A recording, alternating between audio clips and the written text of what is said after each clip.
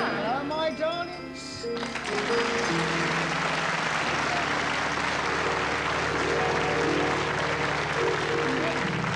It's your hat, sir. Your hat, sir. Oh, thank you very much. Sure. And may I ask, sir, exactly what you're doing on this roof, sir? Yes, you may. You see, in the year 29 and serves you right, Archidemus said to Pythagoras, "When man perceived the winged angel of death," he said, "in that very last moment, his entire life flashes before his eyes." "Prove it," said Archidemus to Pythagoras. So Archidemus hit him over the head and he fell down dead. "Well," said Archidemus to the now prone Pythagoras, "did your life flash before your eyes?" And Pythagoras never answered.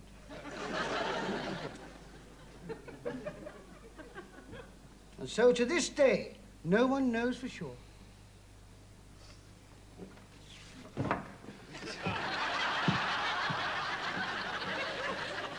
There's only one way to find out.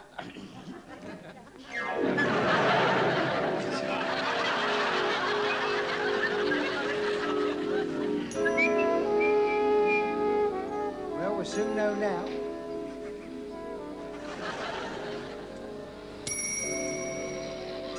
Hello, I think it's starting.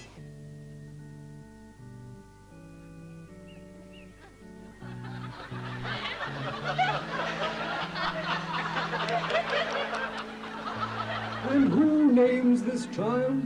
I do. Charles Edward Drake. Thank you.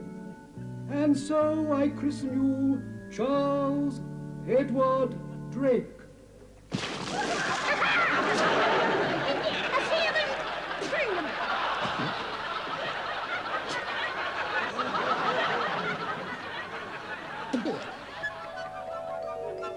That was a good start, wasn't it? Howsomever, having been bucketed into the world, so to speak, the rest of my weaning period was uneventfully happy. Until the day I discovered little girls were not little boys. Then all my troubles began. Hello, here comes the first one. Little Ada prep piece.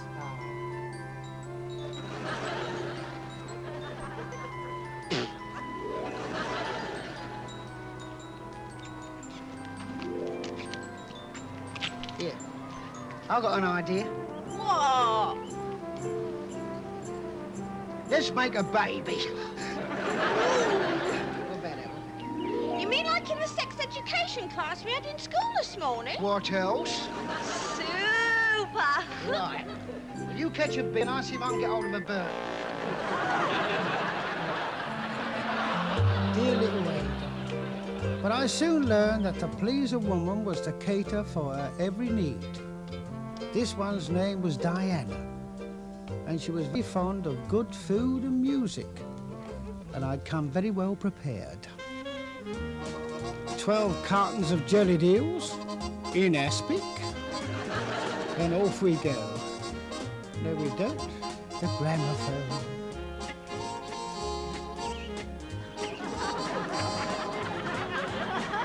Master's voice is the voice of love.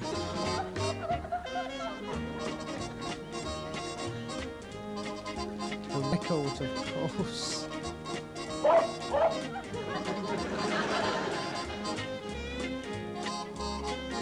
Here we are, 12 different versions of In the Mood. Oh, what about Debussy, she said. Here we are, Debussy. Now she wants some Strauss. 4 brace of Strausses. I couldn't leave without some Bach, she said. Here we are, 2 dozen assorted Bachs. I'd have flown in from Crufts. I simply must have Beethoven's first. Here it is.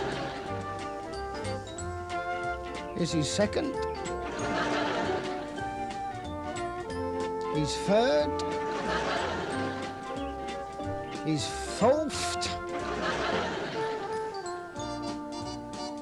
He's 5th, 6th, 7th, 8th, and 9th.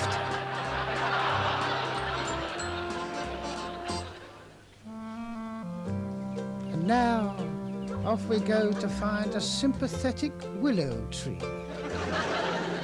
Whoops. Oh dear.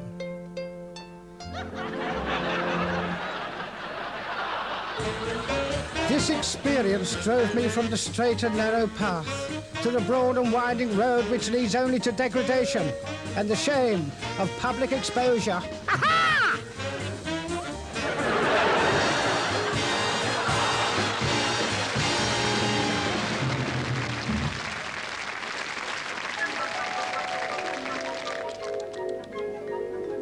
Having reached rock bottom, I decided to settle down. If my memory serves me correctly, I went to see my girlfriend Muriel to see if we could come to an arrangement. I was right. That's her house there. That's her house there. That's Muriel's house, eh?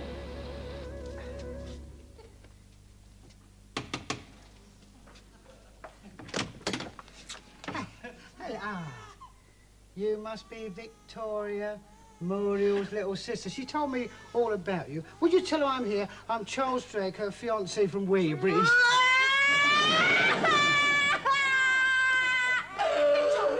Whatever's wrong, dear? Young man, what have you been doing to her? No, I just said I'm Muriel's fiancé from Weybridge. How could you be so cruel? Well, just a minute. Get up!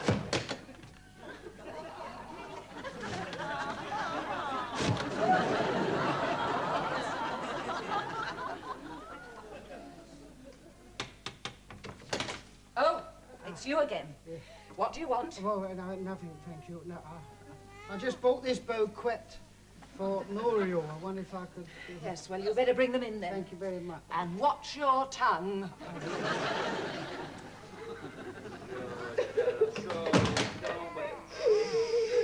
Right, there she is.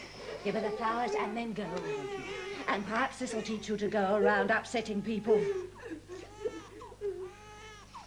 Hello, Muriel. Hello, Charlie. I bought these for you. Oh, Charlie, you shouldn't have. Oh, it's all right. They were long-stem roses until quite recently. No, I mean, you shouldn't have upset Victoria like that. I didn't upset it. All I said is I'm Charles Drake, Muriel's fiancé from Weybridge.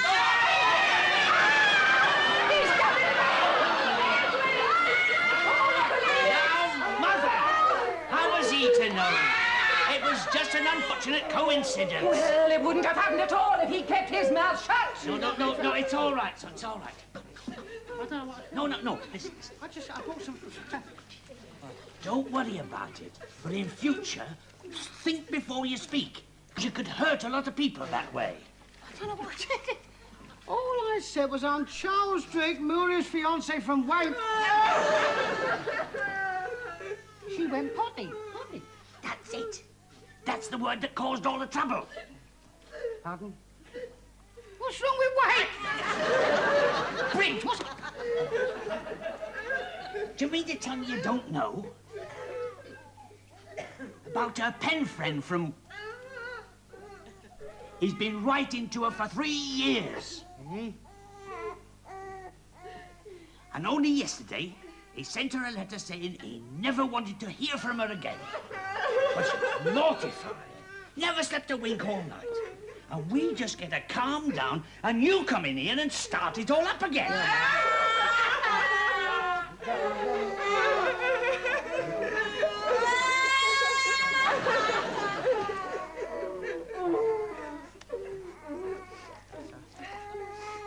I'm very sorry, Matt. I didn't think there's any harm in saying way down upon the bottom. I'll go home now. I shouldn't worry too much about the young lady. I mean, he's not the only pebble on the beach.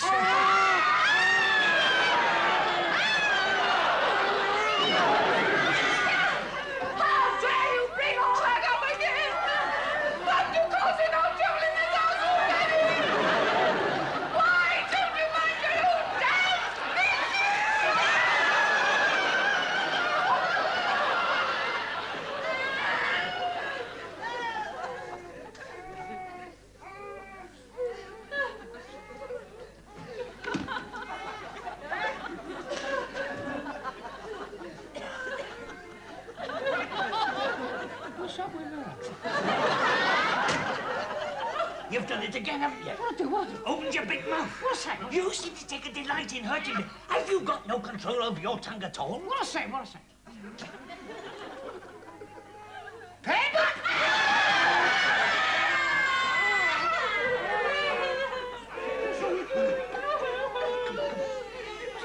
tell you. Come on. No, sit down. Sit down. 30 years ago, are you listening? 30 years ago, we got married and went for our honeymoon to Hastings. Where'd you go? Hastings. We're standing on the beach one day, and she says to me, Edwin, she says, let's exchange pebbles. Exchange pebbles? Yeah. I've heard of that. And we did. I give her one. On the beach. She give me one. And then she says to me, Edwin, so long as we both keep our pebbles, our love will never die. Yes, I read that. You lost yours. She lost hers. I made a right rick there, didn't I? You did. Funny, though, isn't it? You know, you get two friends, you know, having a quiet conversation apropos to nothing in particular. Someone could say a simple little word that means nothing to oneself that will break another's heart. Absolutely. In future, I shall watch my P's and Q's.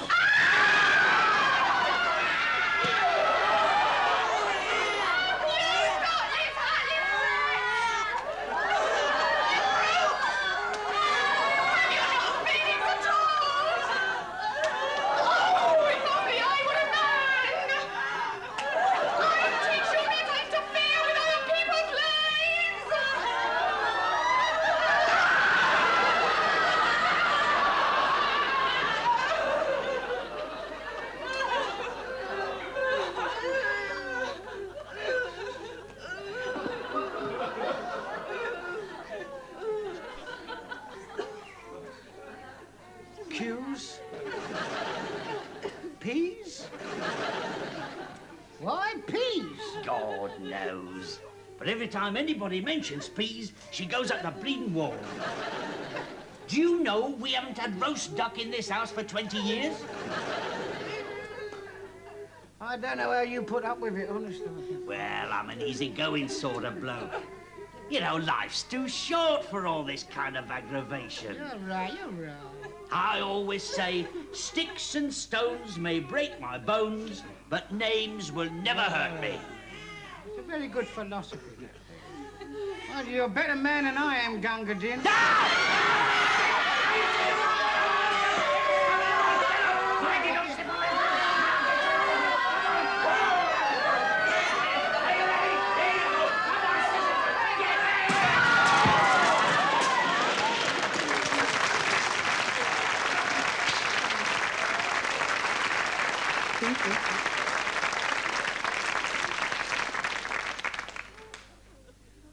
Muriel, will you marry me? No! Thank God for that.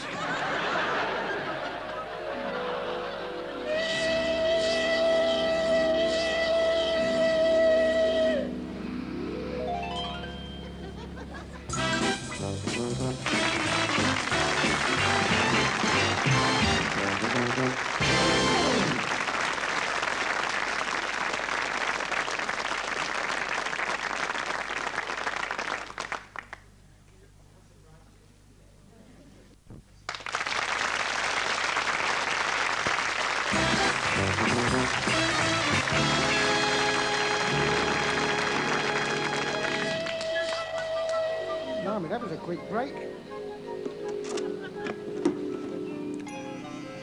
Now, let's see, where were we? Who was the next person to enter my life?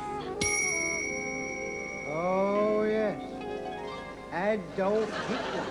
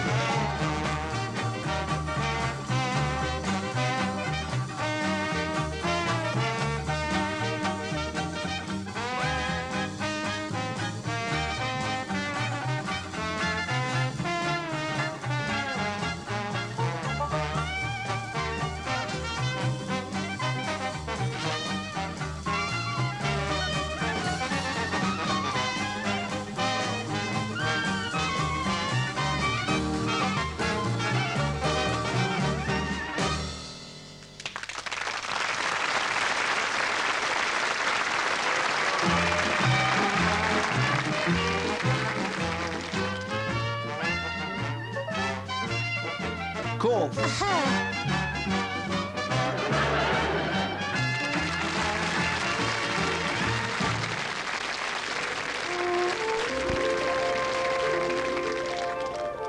Signal coming, church, signal.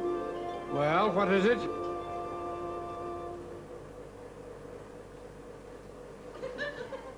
What shipped are you? Answer it. HMS, impregnable, one hour. 1 hour. HMS, impregnable.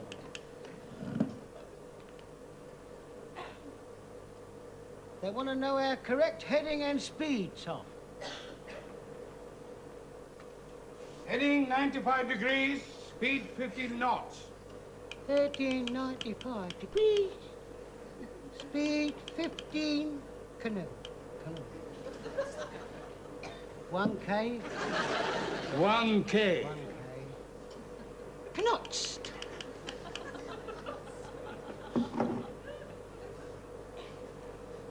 What's that they're sending now? It's some kind of code, sir. Code? Yeah, that's code, that. Yeah, that's code, definitely code. That's code, sir, that. Dankeschön. Dankeschön? Danke.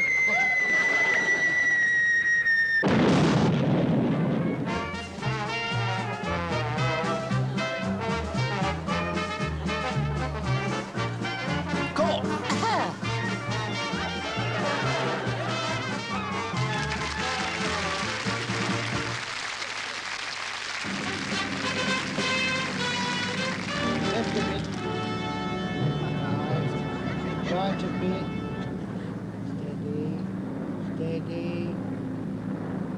Lovely. Bomb's gone. Right, Skipper, back to Blighty.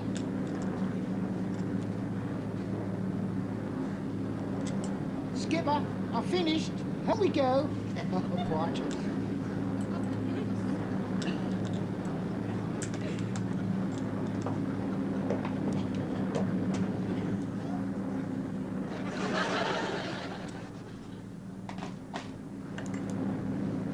Skipper, bomb's gone. What about getting home? What about getting home? What are you talking about? We haven't taken off yet.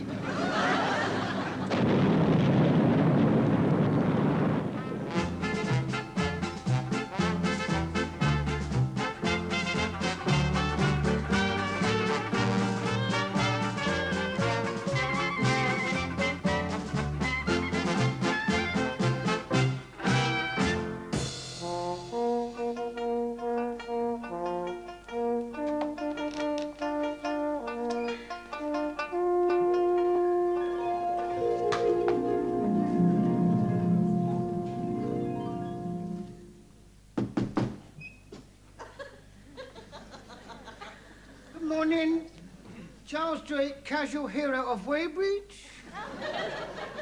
Come for the job of hanging out the washing on the Siegfried lamp. Give me a quick medical and I'll go and give my jolly good ad in. Sharp!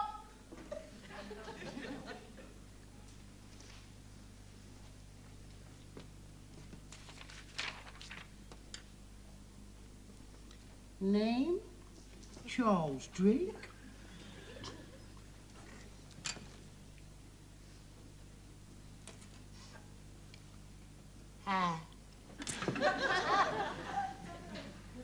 Tongue, one.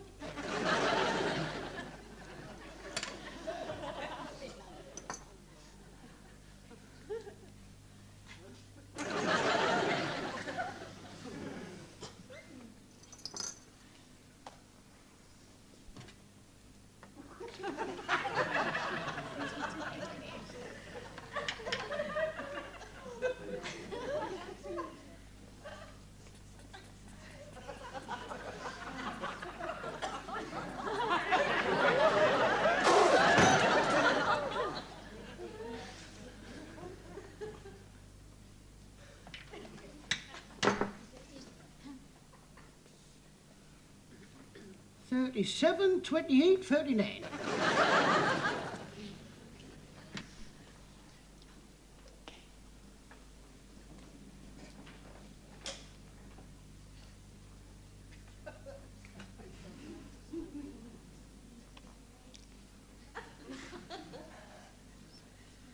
Esclin.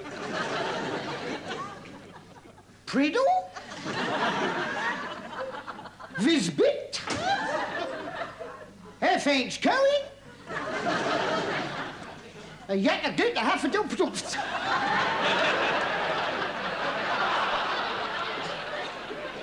Eyesight, yes.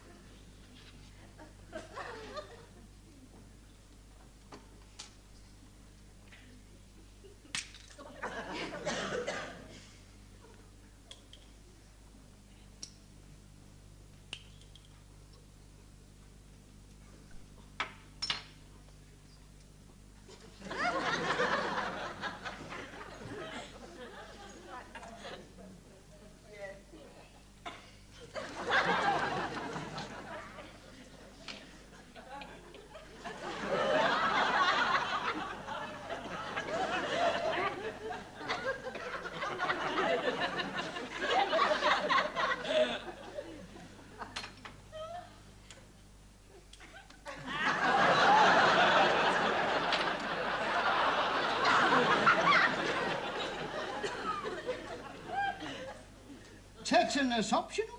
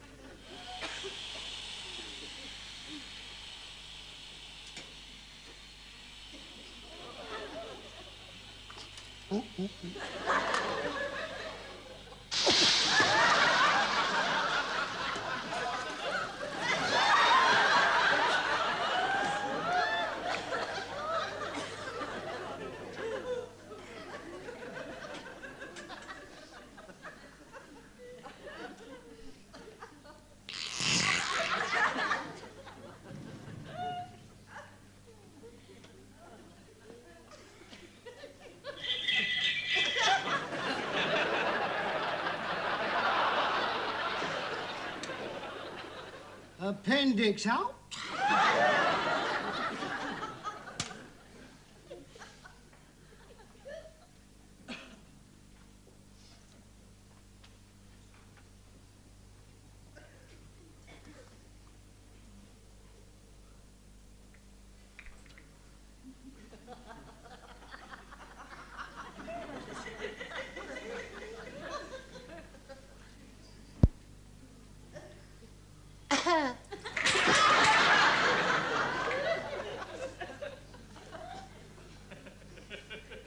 present and correct.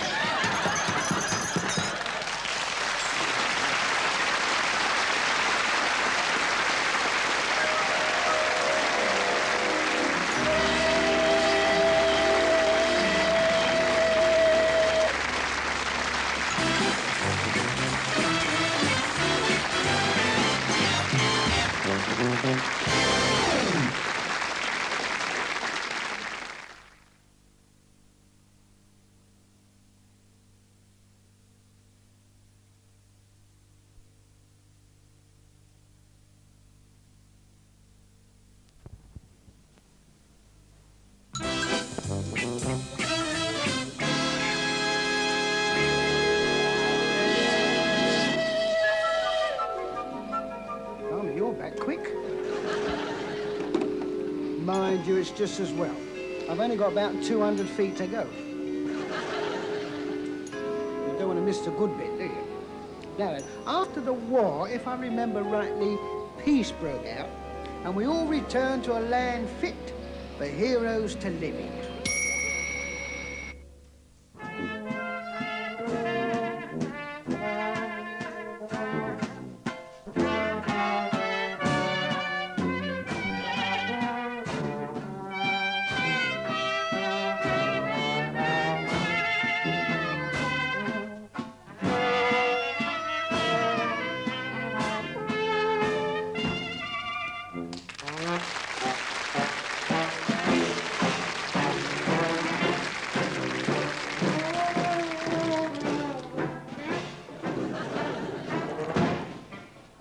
The Army and the Navy and the have made old England's name. The Army and the Navy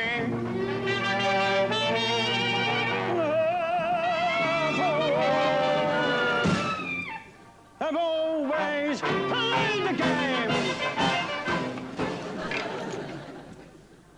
They're steady. True. And always love to fight for you and me. The Army and the Navy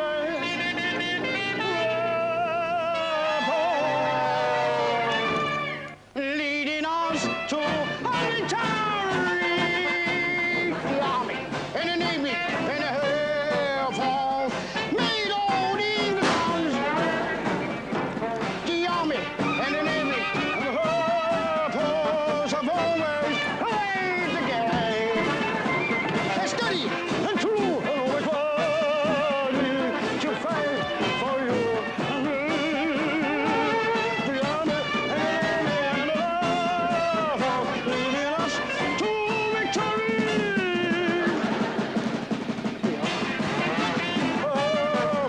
Have made all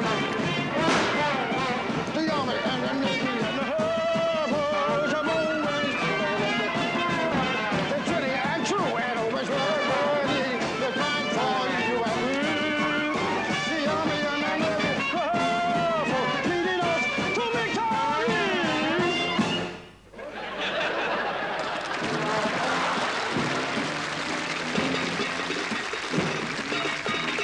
Time to get your soldiers. Every medal tells its own sad story.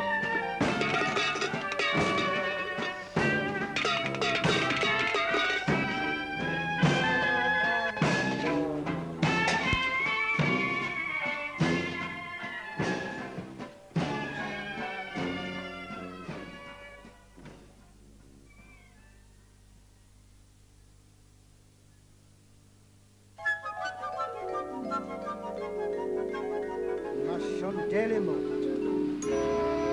Howsoever, having enjoyed the spoils of war, I decided to spoil the joys of peace by offering my services to the sagging British economy.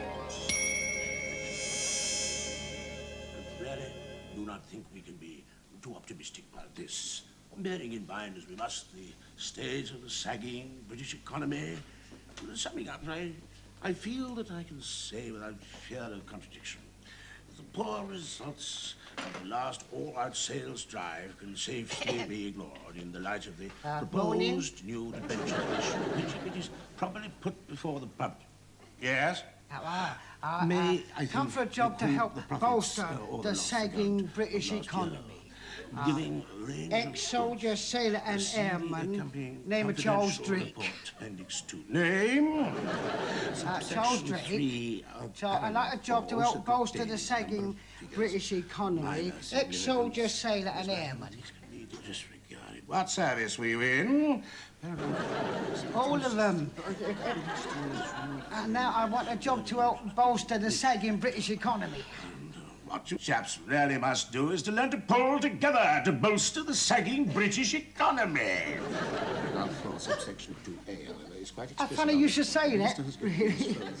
I'm just the fella you want, you see, because I've been very busy bolstering the sagging British war effort for the last 6 years. What have you been doing for the last 6 years? Yeah. Paragraph 4, however, subsection I was a brain surgeon on the British Railways. And before that, I was a howdah operator with my own fleet of elephants in Putney. Then they made me chief hippopotamus egg sexer for the common market. And after that, I was head executioner for the women's liberation movement. But I had to give it up. Why? I couldn't quite get the hang of it.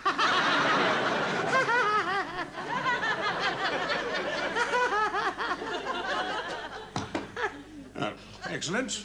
Excellent. Ah, that seems to be all right. Yes? Oh, well, you mean I'll get a job? You're going to give me a job? I didn't say that. You haven't been listening to a single thing I've said, have you? What are you talking about? I've been sitting there. You've been talking into that? And making an LP. I just want to jot the boss of this. I've been away for 6 years, and I want to get back on the job. Job. The B is silent, as in bolster. Job-a-rama, find me one, quick. Oh, my wound! Listen to me. Oh. You wretched little ex-serviceman, shut up and listen. Rehabilitating you lot is going to be no easy matter. While you've been playing about out there, I have been tied to this desk for the last 6 years, preparing for the day when I was going to have to rehabilitate 4 million uniform gadabouts. When I was going to have to fit 4 million square pegs into 2,000 round holes, thus providing a social employment which, if properly used, can help to recoup for our government some of the vast sums of money which have been spent on your development and training. Oh, my God.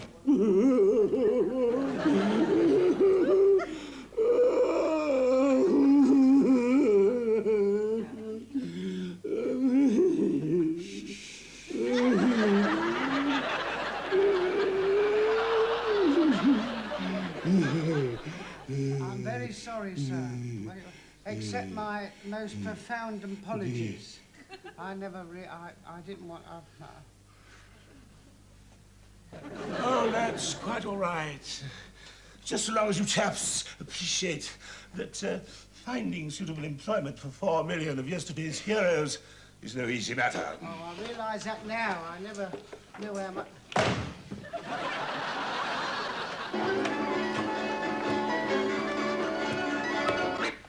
Take a card. Start tomorrow morning, 8 o'clock. Next! Now, the minister's thoughts of...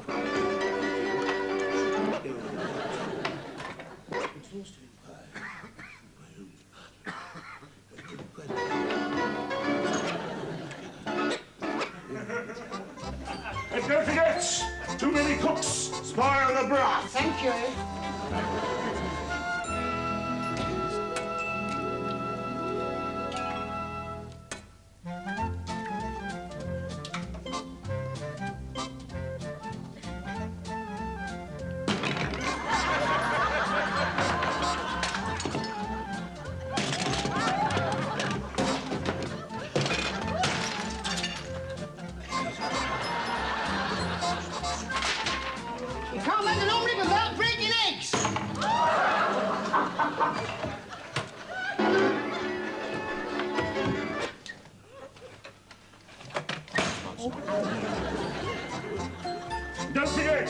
can lead a horse to water, but you can't make it drink. Thank you.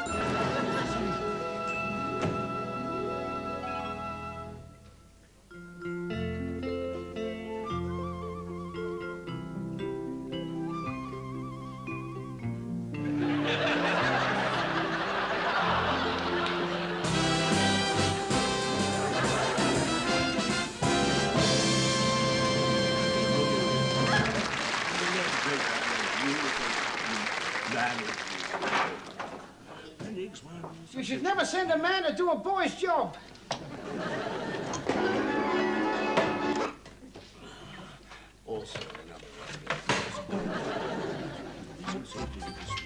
Don't forget, look after the pence, and the pounds will take care of themselves. Thank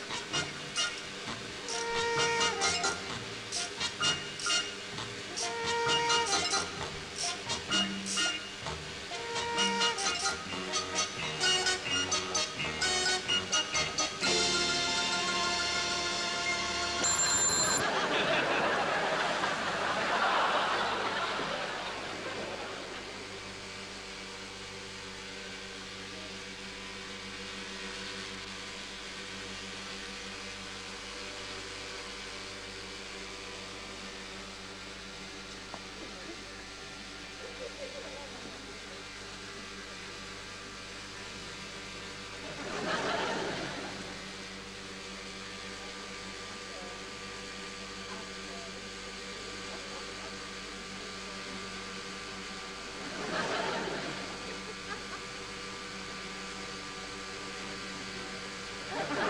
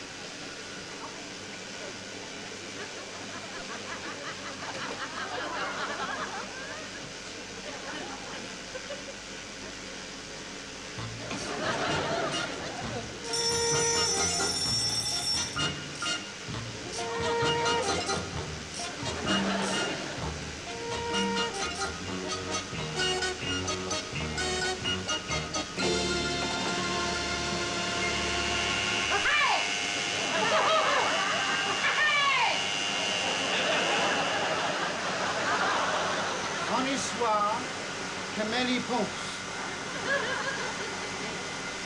Evil be to him who evil thinks. I must go now, I'm falling off a roof. Hello, I'm running out of time. Now then, what was the last thing I did? Oh, yes. I was up on the roof of this building.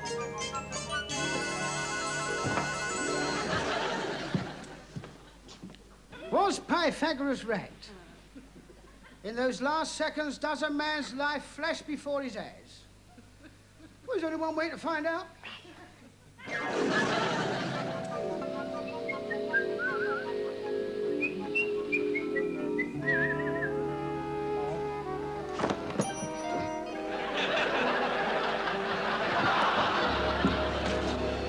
By golly, he was right, you know.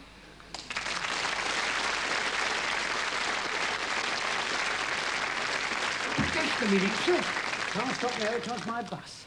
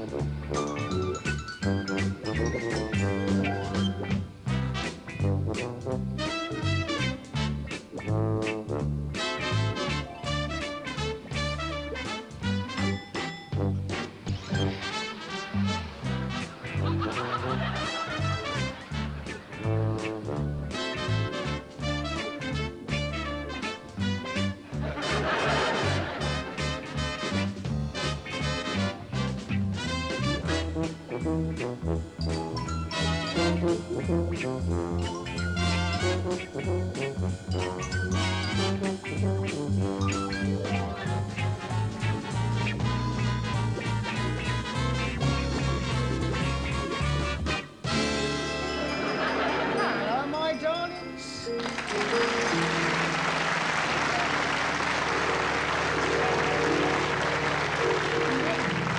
It's your hat, sir. Your hat, sir. Oh, thank you very much. Sure. And may I ask, sir, exactly what you're doing on this roof, sir? Yes, you may. You see, in the year 29 and serves you right, Archidemus said to Pythagoras, when man perceived the winged angel of death, he said, in that very last moment, his entire life flashes before his eyes. Prove it, said Archidemus to Pythagoras. So Archidemus hit him over the head and he fell down dead. Well, said Archidemus to the now prone Pythagoras, did your life flash before your eyes? And Pythagoras never answered.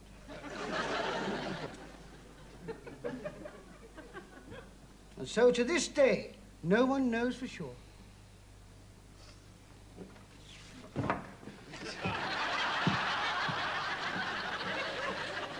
There's only one way to find out.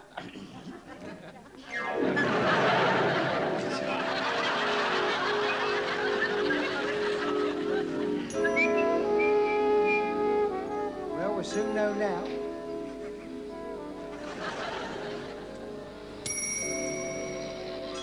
Hello, I think it's starting.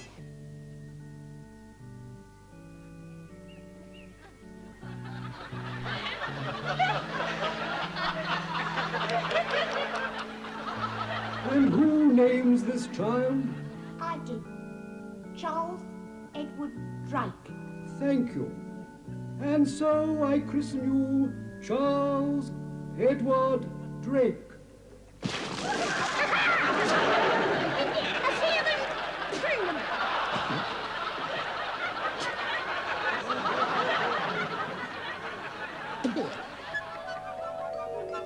That was a good start, wasn't it? Howsomever, having been bucketed into the world, so to speak, the rest of my weaning period was uneventfully happy. Until the day I discovered little girls were not little boys. Then all my troubles began. Hello, here comes the first one. Little Ada prep piece. Ah.